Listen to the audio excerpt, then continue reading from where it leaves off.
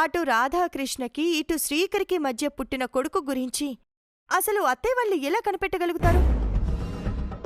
నిన్న మొన్న తప్పిపోయిన మనిషినైతే వెతికి పట్టుకోగలరు, కానీ 25 ఏళ్ల క్రితం పురిటిలోనే చనిపోయాడు అనుకున్న బిడ్డ బ్రతికి ఉన్నాడని తెలిసినంత మాత్రాన ఆ బిడ్డ దగ్గరికి ఎలా చేరుకోగలుగుతారు?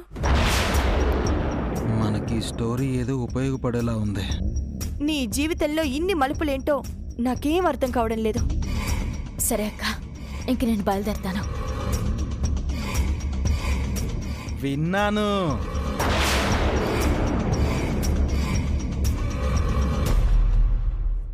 నేనంతా విన్నాను. వేదవతి గారికి మరో కొడుకున్నాడంటే ఇదేదో సినిమా మధ్యలో వచ్చే ట్విస్ట్ లాగా ఉంది. కథంతా విన్న తర్వాత నాకొకటి అనిపిస్తోంది సుజీ. ఏంటది? నేను కూడా చిన్నప్పుడే తప్పిపోయానంట. నా తల్లిదండ్రులెవరో ఇప్పటి వరకు నాకు కూడా తెలీదు, నా బంధువులకి తెలీదు. ఒకవేళ వేదవతి గారి రెండో కొడుకుని నేనేనేమో? నేను సరదాగా అనడం లేదు సుజాత, సీరియస్గానే అంటున్నాను. వాళ్ళ కొడుకుని నేనే అయ్యుండొచ్చు. నన్ను చాలాసార్లు ఆ ఇంటికి ఆ బంధమే లాగిందేమో. అవని, నీ ఫోన్లో వేదవతి గారి ఫోటో ఉందా? ఉంది. ఒకసారి తీసి చూపించవా? ఎందుకు? చెప్తాను, చూపించు.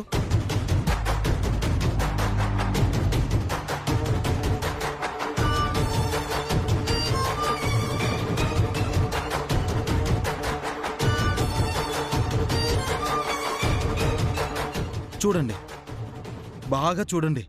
ఇద్దరి పోలికలు ఒకేలాగా ఉన్నాయా? నన్ను తీసుకెళ్ళి నేనే కొడుకునని చెప్పేయండి. పిచ్చి పిచ్చిగా వాగకు బావా. అది కాదవని, నేనా ఇంటికి వారసుని అని తేల్తే మీ అక్కను సౌమ్యని కూడా అక్కడికి తీసుకొచ్చేస్తాను. మీరిద్దరూ తోడికోడలలా ఒకే ఇంట్లో ఉండొచ్చు. అందరం కలిసి మంచి ఫ్యామిలీ సాంగ్ చేసుకోవచ్చు. అర్థం పర్థం లేని వాగుడు వాగుకు. నువ్వేంటి ఆ ఇంటికి వారసుడువేంటి? లేదు సుజీ, ఈ మధ్య తెల్లవారుజామున నేను తెల్లటి రెక్కల గుర్రం మీద వేదవతి గారింటికి వెళ్తున్నట్టు కలలొస్తున్నాయి. అంటే ఏంటర్థం? ఆ ఇంటి రాకుమారుననే కదా?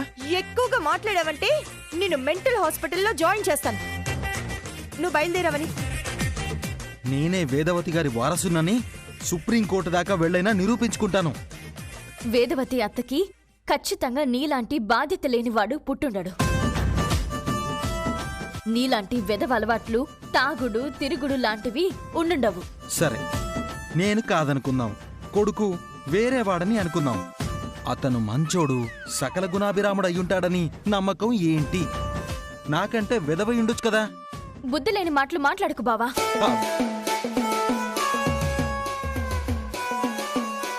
సుజీ సుజీ సుజీ, బాగా ఆలోచించవే. తప్పిపోయింది రెండో కొడుకు, వయసు 26 ఏళ్లంట. నీకేమైనా సంబంధం ఉందా? ఛీ!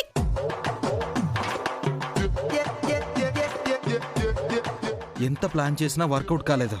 నాలాగే గాలికి పెరిగినోడయ్యుంటే మాత్రం ఖచ్చితంగా తేడాగాడే అయ్యుంటాడు.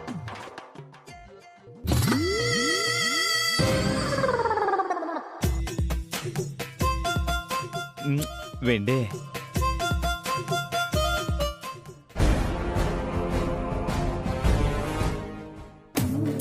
ఓ 10,000 దాకా వస్తుందా? వెండి రేటు బాగా పెరిగింది కాబట్టి ఇంకా ఎక్కువే రావచ్చు.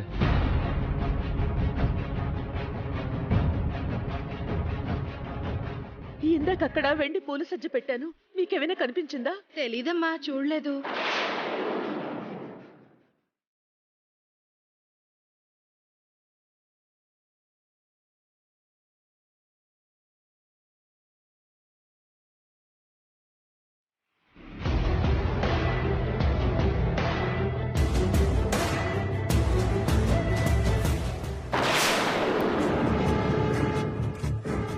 ఇదెక్కడిదిరా? దొరికింది. నువ్వా? కొట్టేశా. ఎవరి దగ్గర నుంచి? అదిగో వాళ్ళ దగ్గర నుంచి.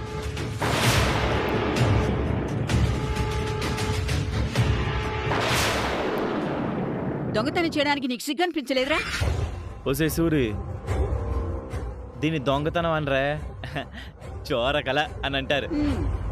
ఆ కళ అందరికీ సాధ్యం కాదు. నీకు విషయం తెలుసా, వాళ్ళు దీని గురించే ఎతుకుతున్నారు. అయ్యో, అమ్మితే మంచి రేటే వస్తుంది. పూజకి సంబంధించిన వస్తువుల్ని గుళ్ళో ఇలా కొట్టేయడం మంచిది కాదురా. ఎక్కడి నుంచి తెచ్చావో అక్కడ పెట్టి పో. ఏయ్, మీరేమో ఖర్చులకి డబ్బులు అడిగితే ఎవరు, ఆ దేవుణ్ణి అడిగితేనేమో ఆయనకి నాలంటోళ్ళంటే చిన్న చూపు. అలాంటప్పుడు నాకున్న టాలెంట్తో నేను బతకాలి కదా. వద్దని చెప్తుంటే వినవేంట్రా? ఏయ్, నువ్వు ఎక్కువ చేయొద్దు. ఉండు, వాళ్ళని పిలిచి చెప్పేస్తాను. ఏయ్, మనబడి చేతిలో అమ్మమ్మ మృతి అని రేపు పేపర్లో రావాలి అనుకుంటే అలాగే చెప్పు. పో, చెప్పు, పోయి చెప్పు. సరే సరే, ఎలాగోలా తగలడు గాని ముందు మనం ఇక్కడి నుంచి బయటపడదాం. పదరా, ఆట తీరా. హలో, ఆటో రాదు. దీన్ని అమ్ముకుని మంచిగా జల్సా చేసుకొని వస్తాను. నువ్వు వేరే ఆటోలో బయలుదేరు. రే రే రే, నేను కూడా వస్తానురా, ప్లీజ్ రా. చెప్తుంటే అర్థం కాదా? నీ పాటికి నువ్వు వెళ్ళు. నువ్వు నీ చాదేస్తా. ఇలా వయసు అయిపోయిన వాళ్ళందరినీ మూసీ నదిలో కలిపేయాలని ఏదైనా చట్టం వస్తే బాగుండేది.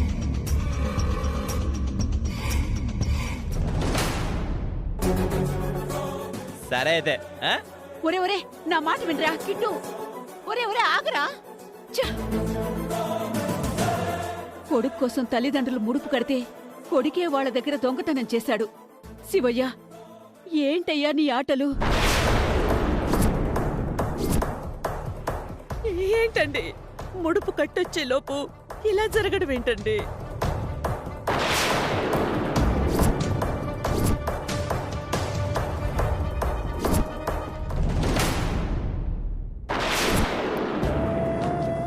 పోయిన వస్తువు పూజ గదికి సంబంధించింది కాకపోయుంటే ఇంతలా బాధపడుండేదాన్ని కాదేమో.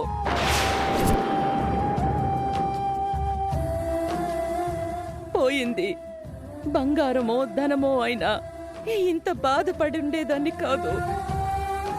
అది మా అత్తయ్య గారిచ్చిన వెండి పూల సజ్జ. అందుకే నేను దానిని ఎంతో అపరూపంగా, ఎంతో విలువైనదిగా నీ సమక్షంలో పెట్టి పూజలు చేస్తూ ఉంటాను.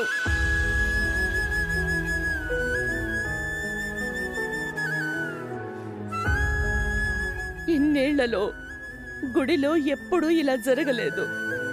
ఈ రోజు పూల సజ్జని పోగొట్టుకోవడం ఏదో అపశకునంలా అనిపిస్తోంది. ఎలాగైనా అది నా దగ్గరికి చేరేలా చెయ్యి తల్లి.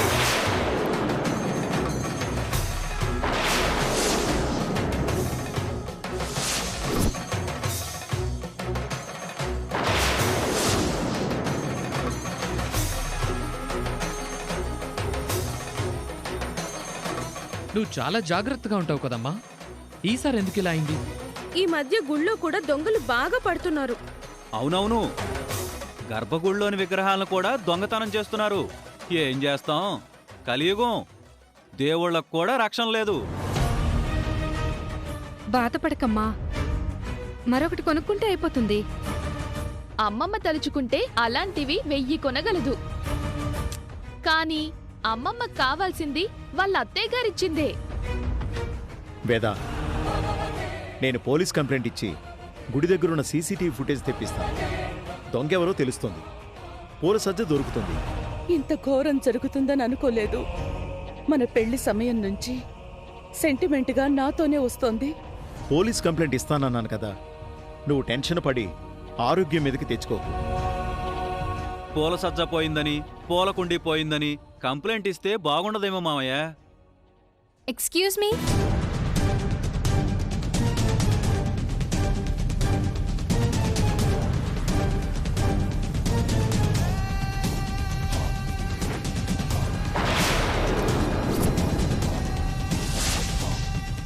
అయ్యో రామా, అందరూ అలా విచారంగా ఉన్నారు.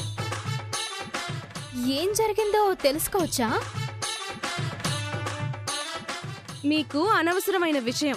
ఇరుగు పొరుగు వాళ్ళు అన్నాక కష్ట సుఖాలు షేర్ చేసుకుంటే తప్పే ఉంది. మా ఇంటి సాంప్రదాయాలకి ఆచారాలకి సంబంధించిన విషయం. ప్రతి దాంట్లోనూ ఇంటర్ఫియర్ అయిపోకండి. ఆచారాల గురించి తమరే మాట్లాడాలి. మరి చీర కట్టుకోవడం కూడా చేతగాని వాళ్ళందరూ సాంప్రదాయాల గురించి మాట్లాడుతున్నారు. శ్రీకర్ గారు, దిస్ ఇస్ టూ మచ్. వాళ్లతో గొడవేంటి, వదిలేయండి. వాళ్ళకి మనకి మధ్య గోడ కట్టుకోవటం బెటర్ అనిపిస్తుంది. అయ్యో రామా, ఆగండి ఆగండి.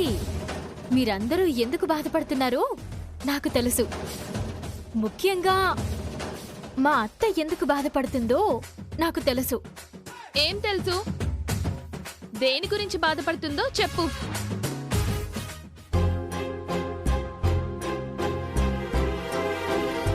దీని గురించి.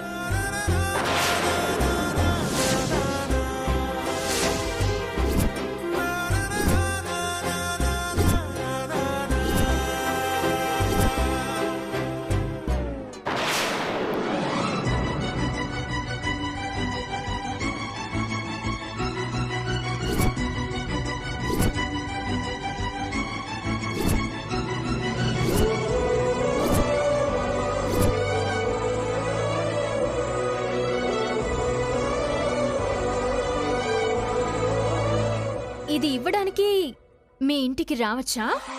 అనవసరమైన సమయంలో 100 సార్లు వచ్చావు. ఇప్పుడు రావడానికి ఏంటి రోగం? అవని, వాళ్ళ భాషలో రమ్మని పిలిచారు. పద.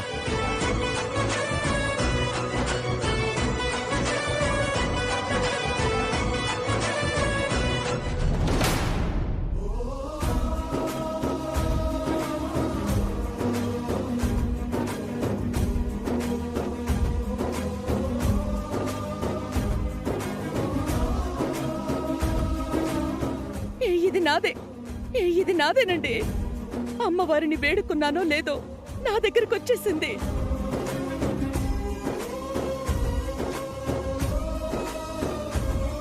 అమ్మ అన్నపూర్ణాదేవి, నా మొర ఆలకించి నా బాధని తీర్చావు.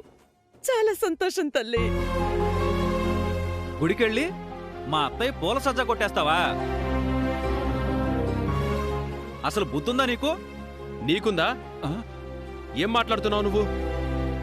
ఇదెక్కడ దొరికింది నీకు? నేను మా అక్క వాళ్ళ ఇంటి నుంచి తిరిగి వస్తుండగా ఏం జరిగింది అంటే,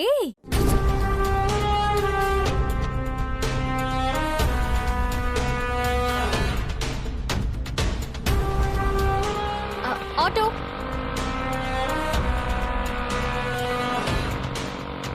మన ఆటో ప్యాసింజర్ల కోసం కాదని తెలియక ఆటో ఆపుతోంది. ఆటో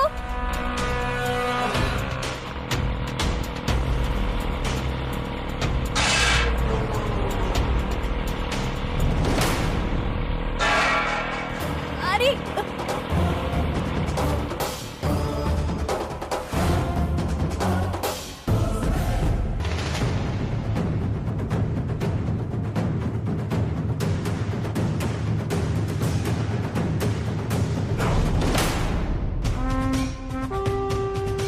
హలో, అది నాదే, ఇలా ఇవ్వు.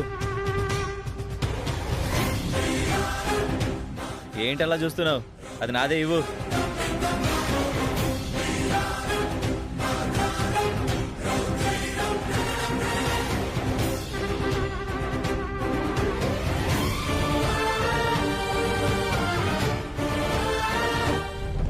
ఇది అత్తయ్య గారి పూల సజ్జ.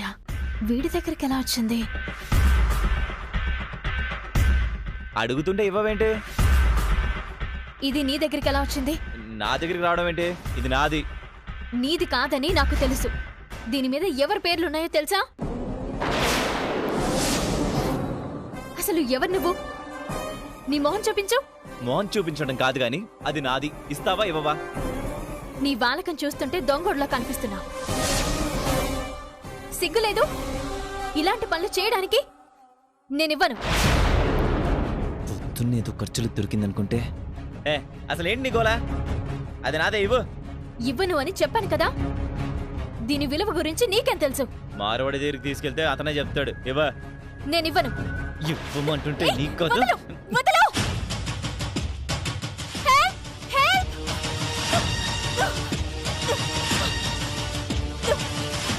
ఏం తింటున్నావు నువ్వు? ఇంత గట్టిగా పట్టుకున్నా వదులు. పోలీస్! పోలీస్!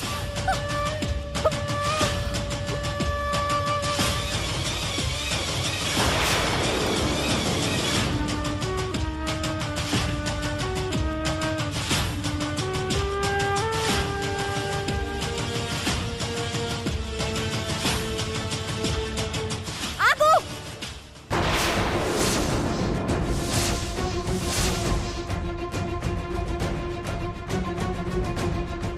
అది జరిగింది. ఇంకా ఎవరికైనా అనుమానాలుంటే గుడి దగ్గరికి వెళ్ళి ఎంక్వైరీ చేసుకోండి. నాకేం అభ్యంతరం లేదు. నువ్వు సూపర్ అవని, నీ ధైర్యాన్ని మెచ్చుకోవచ్చు. ఆ అత్తకు సంబంధించింది కాకపోయుంటే అంత ధైర్యం చేసుండేదాన్ని కాదేమో.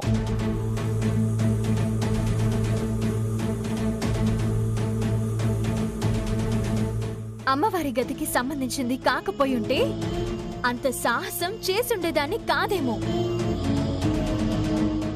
దీనికొక పవిత్రత ఉంది. లేదంటే కేవలం ఒక వస్తువే కదా అని వదిలేసుండేదాన్నేమో.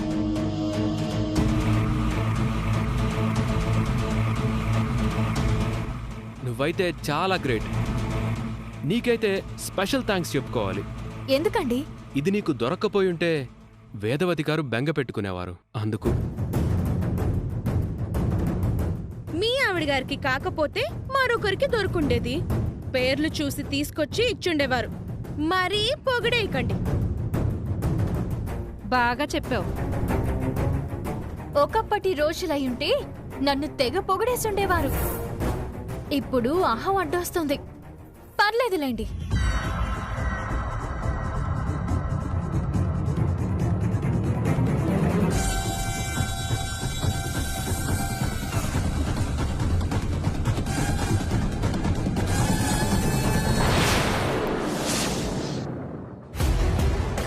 ఈ అవని పక్కింట్లో ఉన్నా నాకు చాలా ఇబ్బందిగా ఉంది. ఇప్పుడు అత్తయ్య పొగడకపోయినా ఈ ఘటన ఏదో ఒక రోజున అవనికి ప్లస్గా మారుతుంది. ఏదో ఒకటి చెయ్యాలి. బావా,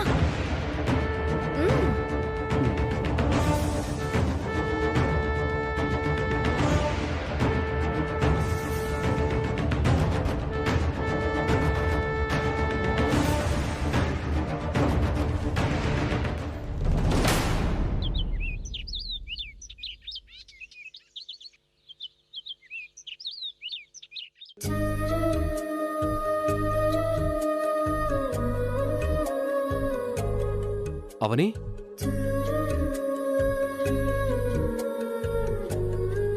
ఏం ఆలోచిస్తున్నావు? అత్త మావయ్యలు మనల్ని దూరం పెట్టి చాలా రోజులవుతుంది.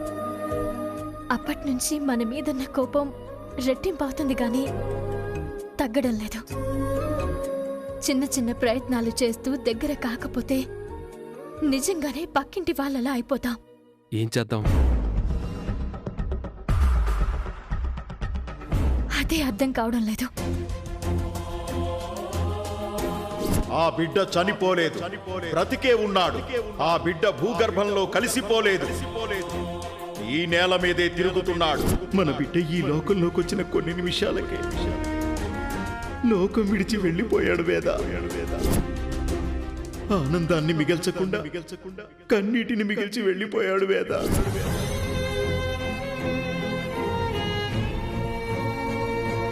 వేద, ఏం ఆలోచిస్తున్నావు? ఒక పక్క చిన్న కొడుకు చేసిన మోసం వల్ల కలిగిన బాధ, మరోవైపు రెండో కొడుకు ఎక్కడున్నాడో ఎలా ఉన్నాడో తెలియని బాధ. ఇంతకు ముందు ఆనందాలతో కళకళ్ళాడే ఇంటిని చూసి మురిసిపోతూ ఉండేదాన్ని. ఇప్పుడు విలవిలలాడిపోతున్నాను.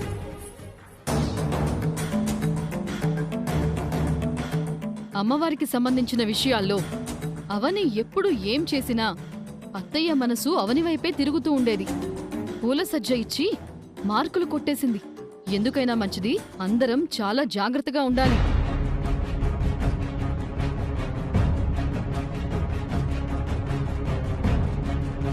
అత్తా,